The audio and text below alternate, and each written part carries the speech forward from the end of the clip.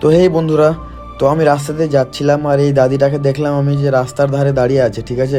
তো আমি দাঁড়ালাম ওনাকে দেখে, তো ওনাকে দেখে দাঁড়ানোর পর দিদাটা অনেক কান্নাকাটির মতো করছিল, ঠিক আছে। ওনার নাকি হাতে লেগে গিয়েছে আর পায়েও লেগে গিয়েছে। তো উনি খাবারের অনেক সমস্যা, ঠিক আছে।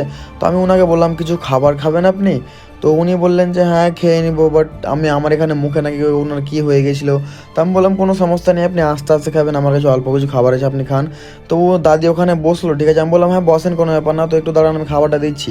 তারপর আমি খাবারটা বের করে খাবারটা আমি দিচ্ছিলাম দাদিকে, তখন দিদা বললো যে হ্যাঁ দাও। তারপরে নিয়ে আবার আমাকে আবার ফেরত দিচ্ছে যে না না আমি খাবো না। তারপরে আমি বললাম কোনো ব্যাপার নেই আর কোনো সমস্যা নেই, আপনি খাবারটা রাখেন, ঠিক আছে।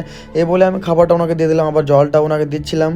তো জলটাও নিয়ে নিলো, আমি জলটা দিলাম যে আপনি খাবেন। আবার আমি একটা বিস্কুট বের করলাম ব্যাগ থেকে বিস্কিটটা বের করার পর ওনাকে আমি দিয়ে দিলাম বিস্কিটটা, যে আপনি রাখেন ওটাও, বিস্কিটটাও আপনি খাবেন। তো জলটা নিচে পড়ে গেছিলো, তো আমি বললাম আপনি দাঁড়ান আমি জলটা উঠিয়ে দিচ্ছি। জলটা উঠিয়ে দেওয়ার পর জলটা ওনার কাছে রাখলেন।